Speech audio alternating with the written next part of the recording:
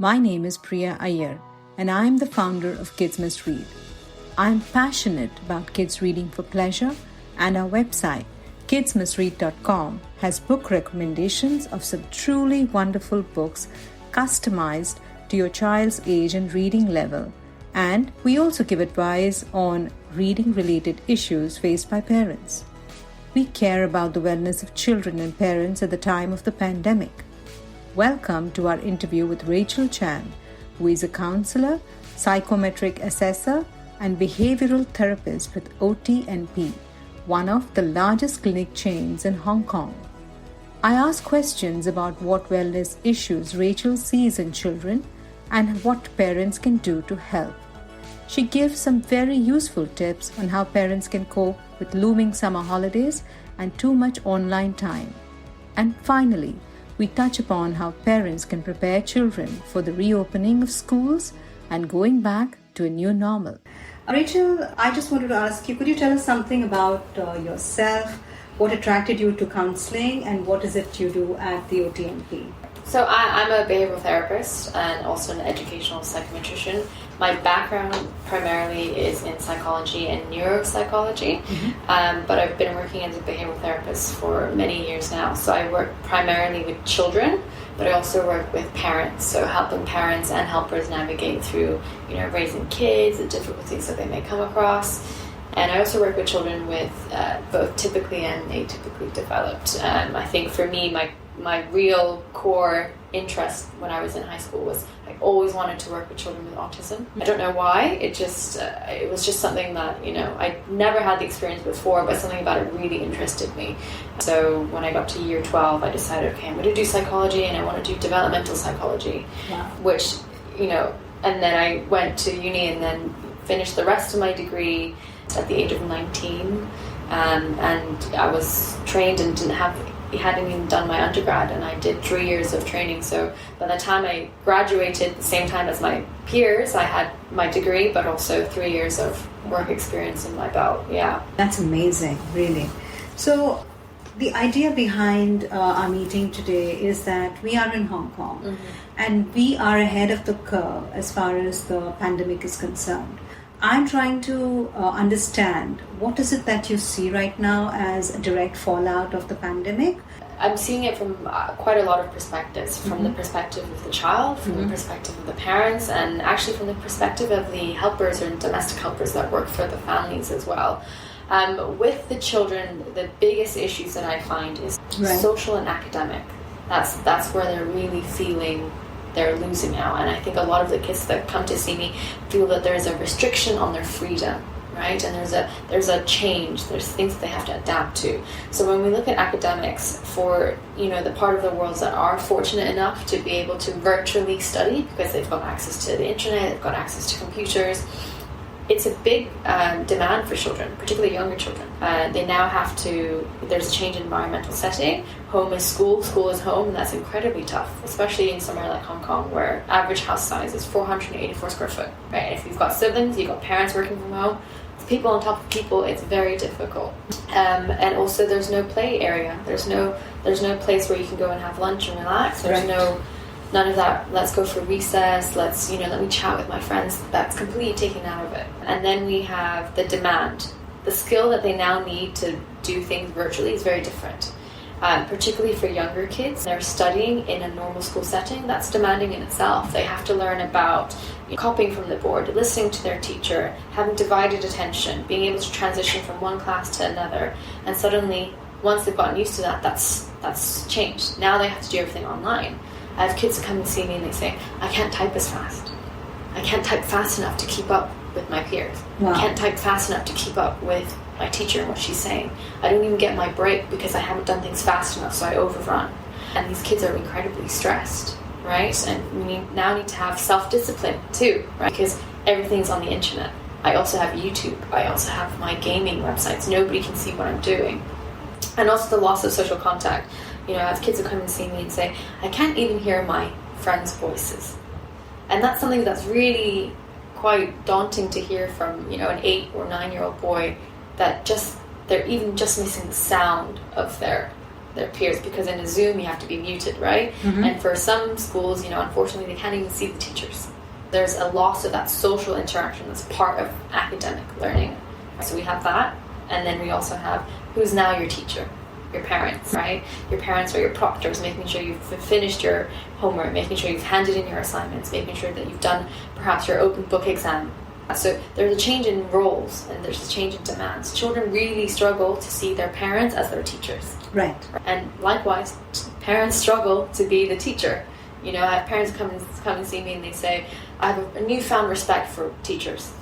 Parents get annoyed and then frustrated. Why can't you do this? Why can't you do this? You should have done this already. And kids get frustrated because there's that change in role. So that's another aspect from the academic side that's hard. And then we have the social side, complete loss of social contact, particularly for those people in lockdown. If they're not in lockdown, perhaps their friends are in lockdown. Or perhaps in Hong Kong where we weren't in lockdown fully, but some parents were more reluctant to let their kids go out and go to people's houses or play. So we have a shift in that.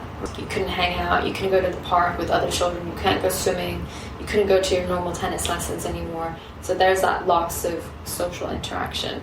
So we have the academic part of it, which is very challenging, and the social part of it, which is also challenging.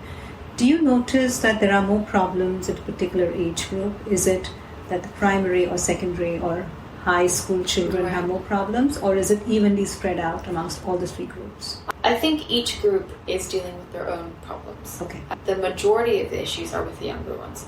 If we look at the older ones, let's say those who are in year 12, year 13, their issues are completely different. Am I going to be able to achieve the grades that I need to get to go into university because I've been so distanced from school? I haven't been getting the education that I wanted. I haven't been able to talk to my teachers about the things that I'm really struggling with. And then there's that internal panic. Can I get the goals that I want? Can I achieve what I want? Now this is hindering me. Again, it's about restriction, right? I'm restricted in my learning. And also we see that with social aspects. Right. And, the older you get, kids really thrive on hanging out with their friends, going to the movies, doing all of this, and then that's restricted. With the younger kids, I think it's also difficult for them to grasp the concept. So when you say young, you're talking of primary school children? Yeah, primary school children. Okay. Difficulty grasping the concept of what's happening. Why is it that I can't go see my friend Michael?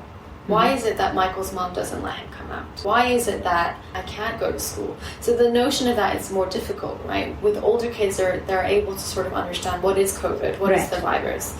And I think with older kids, parents are more open. With younger kids, parents worry. How much should I tell my child? I don't want to scare them. Right. They're too young to know about this. Or how deep into the conversation should I go? So I would say each year group has their own difficulties, but I think the greater difficulties, the people who are seeing the biggest impact from it socially and emotionally is the younger ones. Right. This brings into focus the question that parents are under tremendous pressure suddenly to deal with children at whatever age group in terms of communicating with them.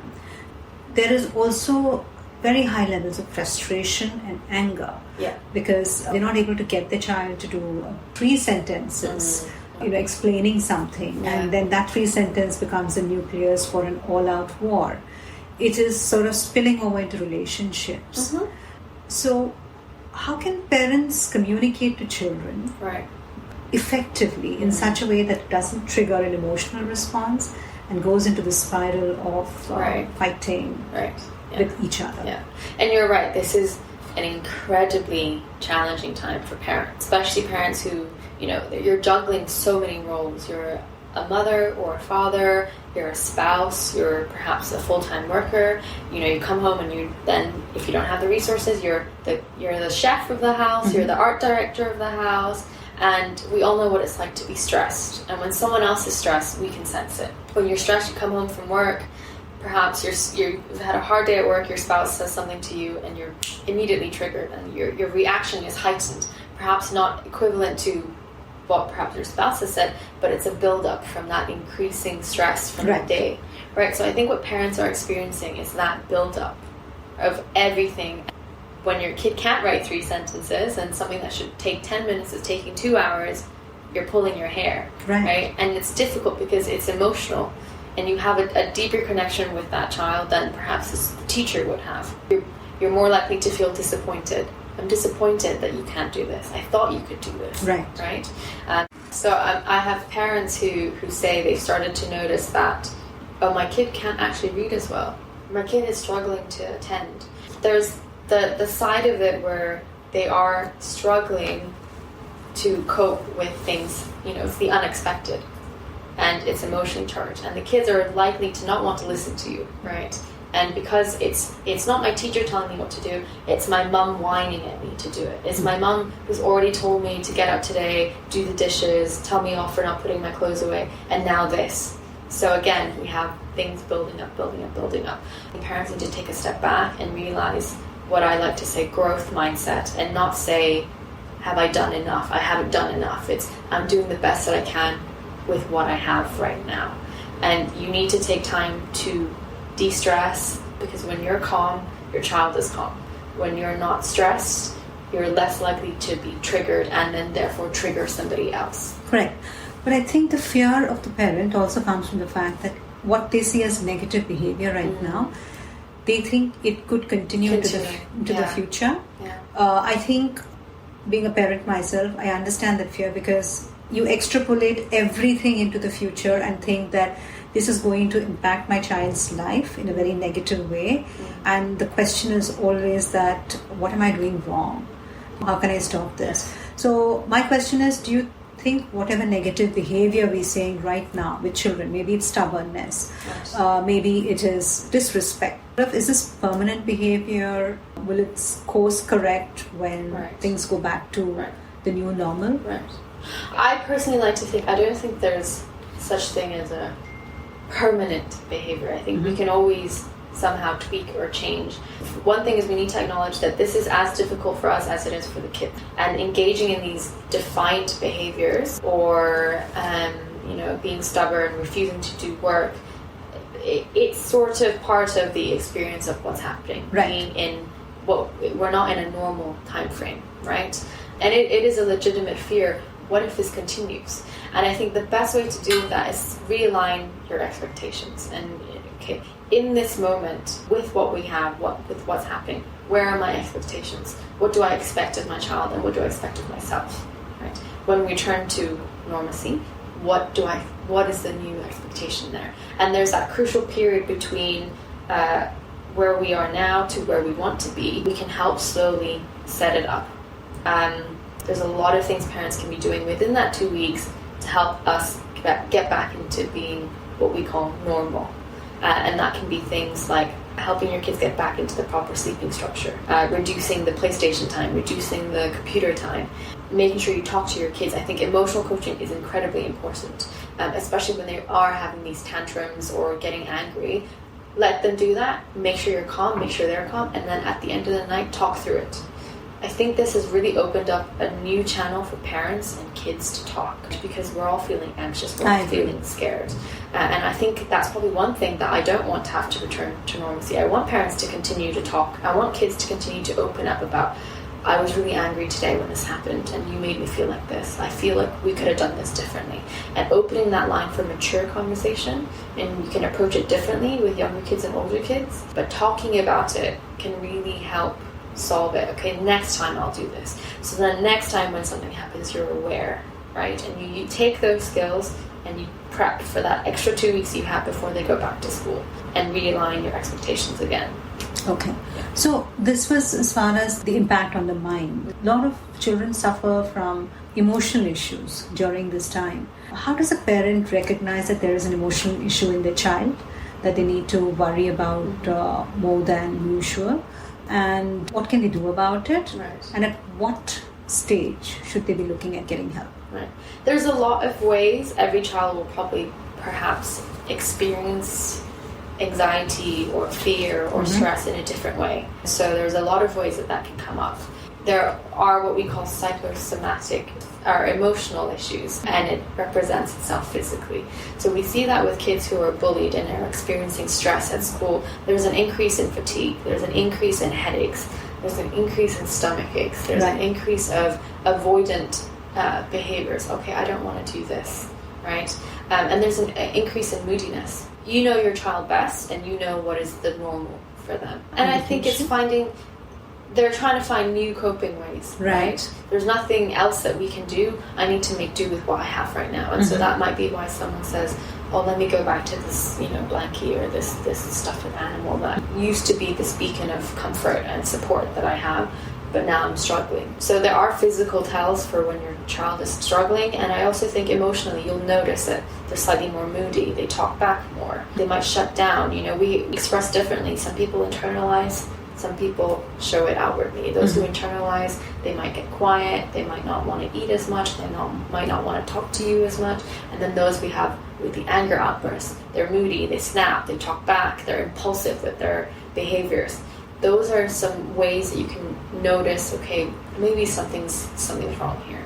And let's start by addressing it. Why is it that you're so angry? And the one thing I would say, we need to make sure that we're calm when we do it. When a parent is angry or already in an emotional place, that will drive the entire conversation. And that's why I always suggest to parents, a great thing to use is when your kids are in an argument, have a safe word. The safe word can be any word. Some kids might use blue or crocodile, whatever.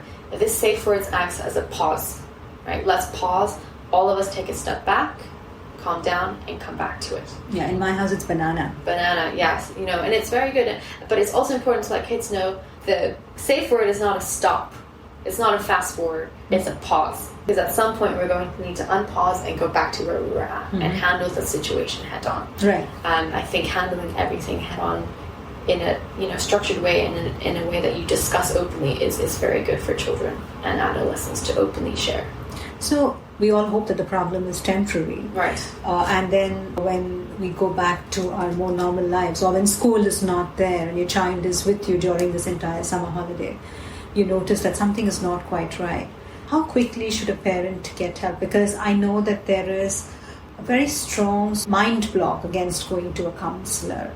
There is this stigma attached to going to someone and asking for help. You always try and help your child yourself. At what stage should we be going to a counsellor, and how much do you think it really helps? Well, I agree. First step is to try and handle it within your support system. Reaching out to someone, you're right, there is a lot of stigma, and I think that there's stigmas in various ways. Parents think that perhaps the fact that we now need to reach out to someone means I've failed. I haven't done my job right. There needs to be this external person. But it's interesting, and like I say, kids have very unique relationships with their parents. And some of the times, the things that I say to some of these kids are the exact same things that the parents have already said to them. And the parents come in and say to me, we tell them this all the time, but it's so nice to have somebody else, an outsider, solidify that for us with the child. And so I think there might be also things that your child doesn't feel comfortable opening up to you about. We see that with bullying. When children experience online bullying, cyberbullying, almost never, ever share that with parents. They're worried, one, their phone's going to get taken away. They're worried that the parents won't understand the concepts of cyberbullying and the internet. So there might be many things that are underlying, whether it's friendship issues, whether it's internal personality traits or difficulties that a child is battling, that they might feel struggling to speak to you about it or don't want to talk to you about it. But speaking to an outsider, someone they know that they can trust, someone they know isn't going to share this information, just to help guide them through that. It's not about changing someone, it's not about fixing someone. It's about helping someone get through whatever they're getting through and guiding them through that so they can get to where they want to be, helping them get to that point where they are comfortable. Okay, I'm confident now, I'm calm, now I'm ready to talk to my parents about this. And eventually we can take a step back and then it reverts back to your own support system. Right, so it doesn't have to be like a permanent thing. No, just kind of have a couple of sessions, settle things down a little bit. Yeah, I think the notion that people think you go and see someone and it's permanent, you have to see them once a week or the whole point is we're trying to build the skills. We're trying to give them the skills. And in some cases, it's skills that they already have, but they just need a little bit of help unlocking. And once we've done that and built up the confidence and built up the ability to communicate appropriately once a month just to check in, and then hopefully eventually you don't even need to come anymore because you've got your own coping skills, you've got your own way of communicating, you've learned to handle it on your own.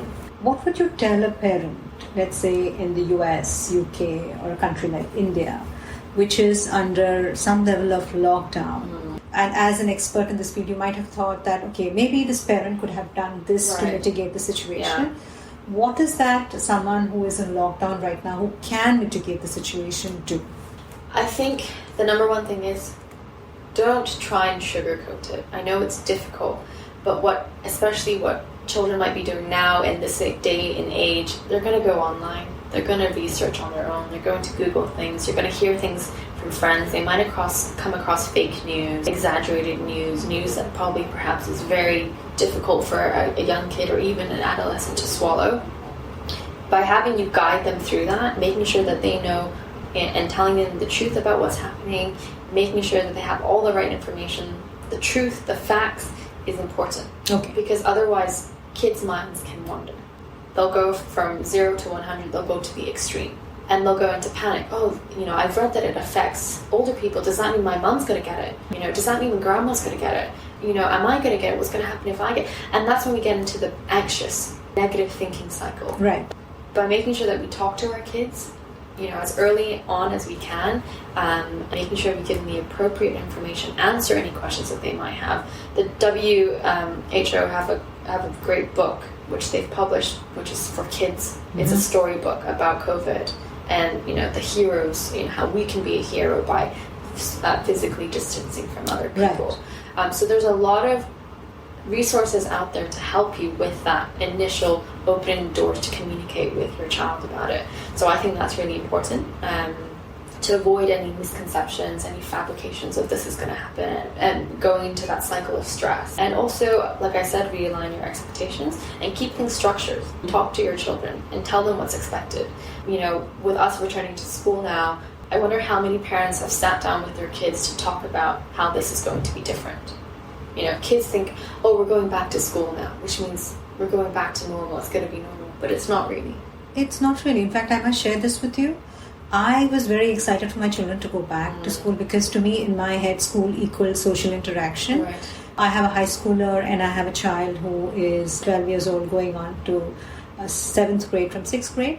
I did not know what to expect. Right, and I realized that because of social distancing norms in schools, they go to school, but they're not allowed to talk to their friends. Yeah, you're not. Yeah, you're one meter apart, and even activities such as drama. Yeah, playing. You can't play with your friends. You can't do anything. At school anymore. There is disappointment. Yes, there is that. In what you think is the new reality, because you expect you think that you're going to go back to the normal. Yeah. What you used to before. Great word, disappointment. And I had some parents, and I said to them, "Look, we're going back to school in a week. This child is incredibly excited, just as much as the parents are excited that the kids are, out of their hair going back to school. With high expectations comes a lot of opportunity for disappointment. But how do we, stop that? By making sure we realign those expectations. We're realistic. Let them know you are going back to school. It's great, but you're going to have to be so and so meters apart. You're not going to be able to do this. This is what you have to prepare for. So you make sure your kids are aware of what's going to happen, because that helps us avoid that going to school having these high expectations. I'm going to get to see Johnny, I'm going to hug him, we're going to get to play that game we haven't played in a while, and then have that completely disappointed. And then you've got a child that's coming home disappointed, upset, frustrated, confused, right? So I say reach out to your local schools, or reach out to whatever community. If your kid goes to tennis, if your kid goes to ballet, figure out what those are, reach out to them and get as much detailed information as you can, so you can provide your kid with as much information as you can, so that they're prepared for what may come. One part of it is being prepared, and one part of it is actually experiencing it. And there doesn't seem to be an end to it, really. But the next academic year, we all are going in saying 6 months. The first term is out. We know that it's going to be a problem. So how do we help children cope with this level of disappointment? I think the one good thing, that has come out of this is that it's really opened up for communication between parents and their children. You might come home normally and say, how was your day? And it would stop there. And the kids would say, oh, it was fine. But we need to kind of change what we're asking. Let's not ask, how was your day? What was the best thing that happened today? What was the most disappointing thing that happened today? Who did you get to see today? Who did you not get to see today that you missed? Oh, what can we do about it? You didn't get to do this with Michael. Okay, would you like to set up, can I give you an hour of FaceTime with Michael? Can I give you an hour of playing online games with Michael so you can bond? There's research out there that was done by mind.org.uk, which was amazing, and they found that children, even those in the secondary, are finding FaceTime chats to be the best way to help cope with the social difficulties that they're having, being able to see their friends, being able to see them and talk to them, show them what they're doing. So there's a lot of things that we can do to try and help our kids with that. And I say open for dialogue. I think the disappointment, like you said, it's inevitable. Who knows, in 6 months' time they might say, we're scrapping school altogether, you need to go back home. Right. We can't prep for that, unfortunately. But I would say when something does happen and something that's causing disappointment, be the first one in to talk about it. Be the first one in to say, this was horrible, how do you feel about it? Or why do you feel that way? And getting that time for them to talk to you is really important. With younger kids, there's other ways of doing that. You could do a worry jar, a confusion jar, get your kids to write things in, put it down. There's a lot of different techniques and tools you can adapt for different ages. But I would say number one is making sure that when something does happen, that you're the first one there to help your kids go through it. Yeah. I had another question that's looming in the minds of several parents. We now are going into a situation where we're looking at summer holidays.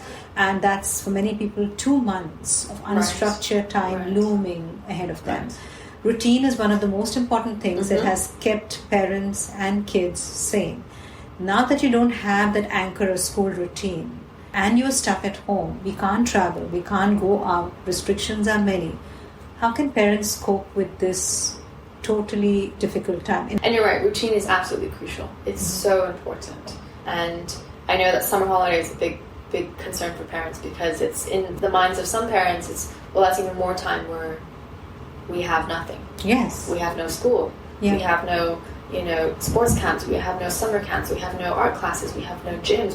We have nothing. Mm-hmm. And I think for parents, I would say, first off, allow there to be time to unwind. Mm-hmm. I say give your kids and yourself a grace period of 1 or 2 weeks as soon as we hit summer holidays, to let your kids calm down and to let you calm down. Because as much as we want to jump straight into, okay, let's go for a really structured day, let's get up at 9, let's then, do some of these worksheets, let's watch this film, documentary, there's so many things out there. We're not giving our children a break, and we're not giving ourselves a break. We might think that technically our kids are on a break right now because they're not really in school, but we need that emotional and mental break from that demand of, the demand on kids right now is a lot, same as the demand on parents. You need that break as well. You need that break to unwind.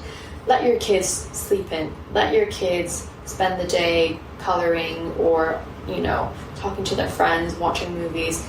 Take that time to cope with yourself, Take that time to take that bubble bath, have that glass of wine, not have to worry about what is my kid doing. And set that really clear. Set that for 2 weeks or 1 week, depending what you want, but make that clear to your child as well. And then after that, sit down with your child. I would say you could probably do this prior to summer on a weekend and say, okay, what are your goals for this summer? What do you want to do? What are you going to miss about what were your original plans, right? Because I think when kids don't have anything visual to look at, it's very easy to sit there and sulk. Oh, we were supposed to do this, and I was supposed to go and do this, and now I can't even do this. And they go into this, essentially a hole of digging for so many things that they're disappointed about, right? But let's make a list. What is it that you really wanted to do this summer? Oh, I wanted to watch a big tennis match or something like that. What can we do at home that can be like that? Okay. Right? How can we reflect that? Yes, it sucks. We can't physically be there at that sporting event, but what can we do?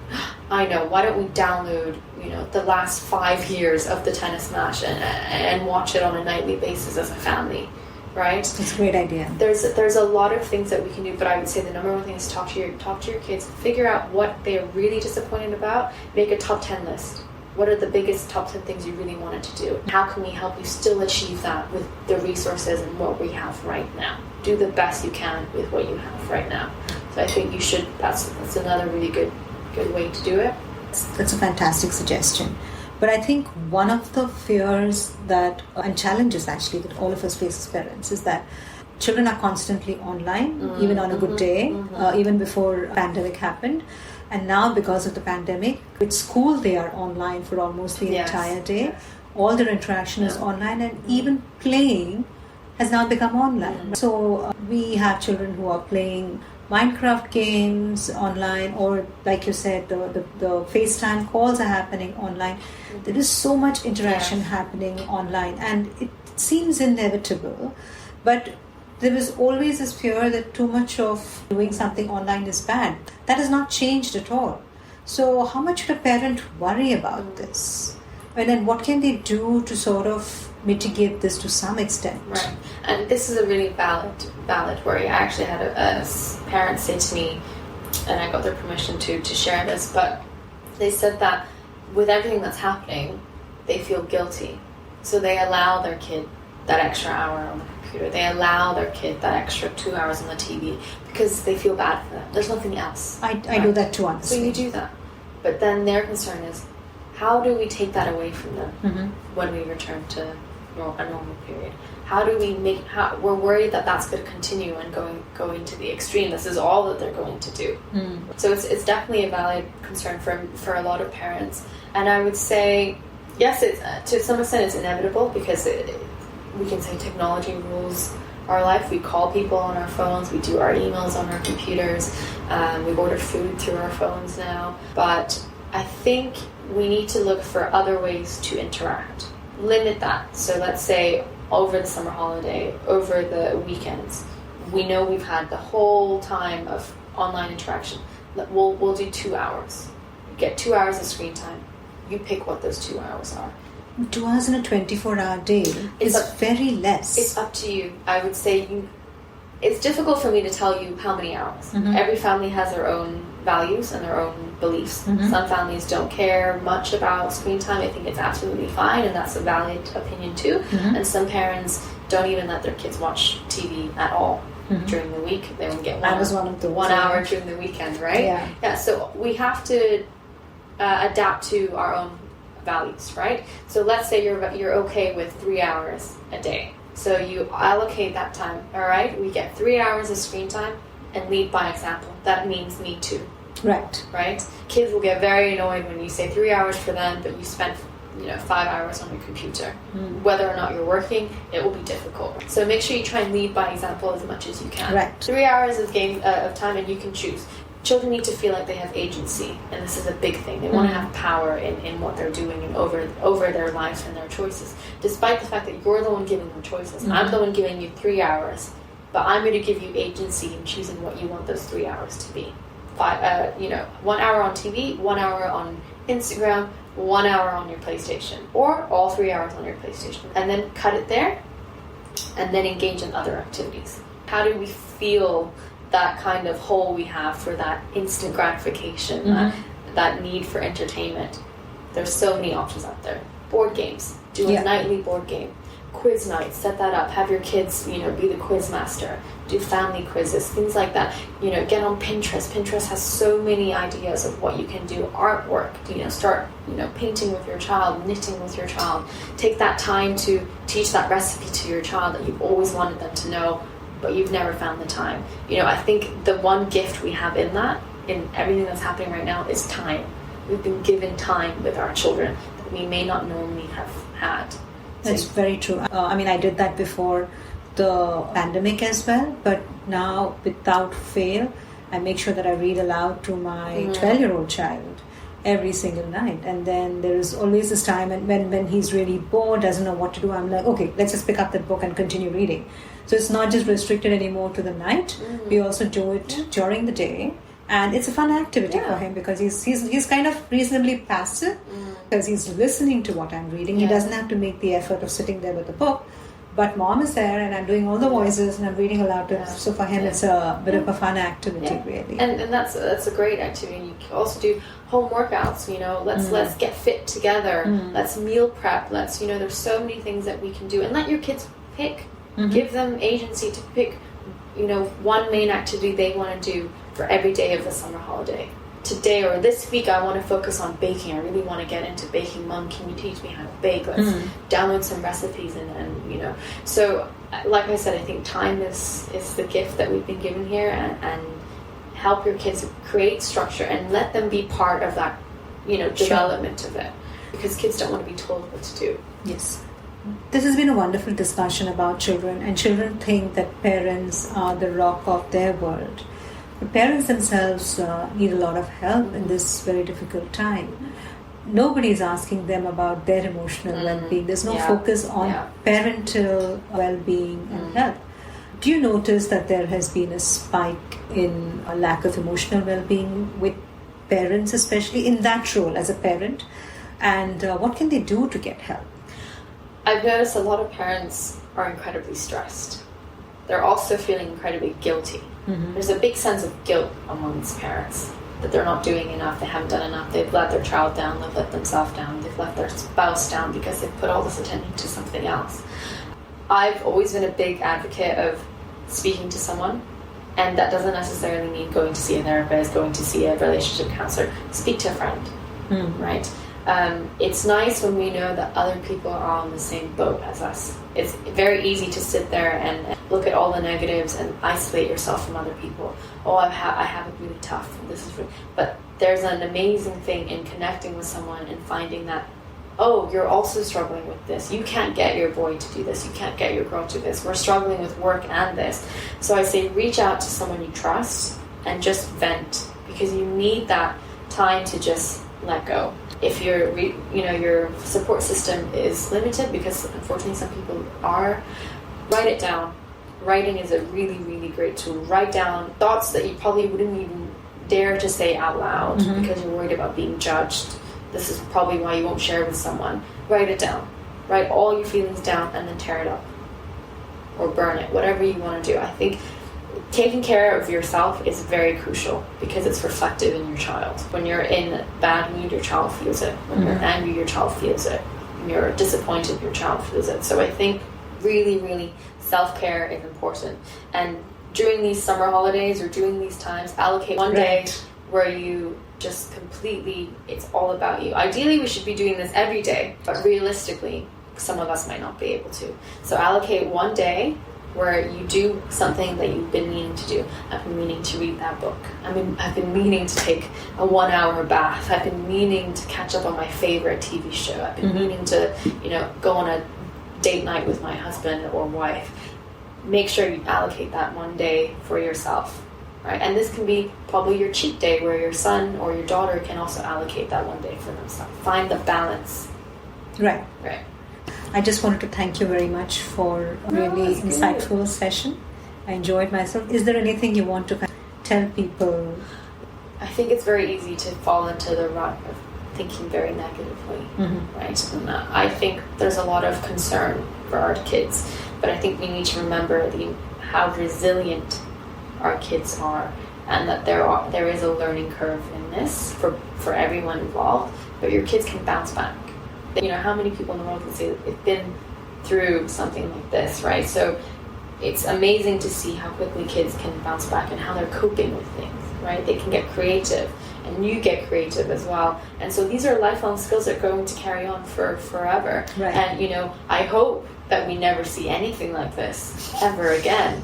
But it means that our children are now more flexible. They're more resilient.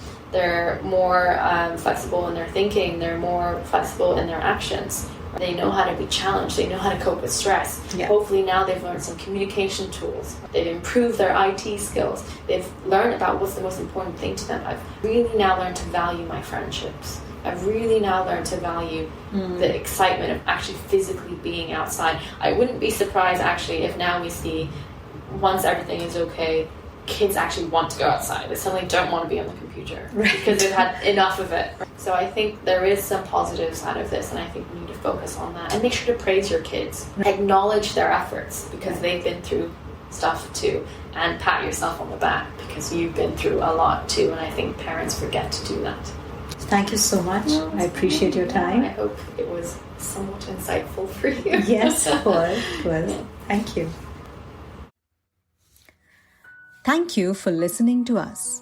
We hope you found this interview useful. Reading is a great summer activity. Please visit kidsmustread.com to get a truly wonderful list of books that your child can read or that you could read aloud to your child. We are a social enterprise, so all resources are free for parents. You can check out some wellness-related resources recommended by Rachel on our website and our blog. Please follow us on Instagram, Facebook, or Twitter at Kids Must Read to get the latest updates on new articles, book recommendations, and useful resources. Help us help your child discover the magic of the joy of reading. Sign up with kidsmustread.com today. Thank you.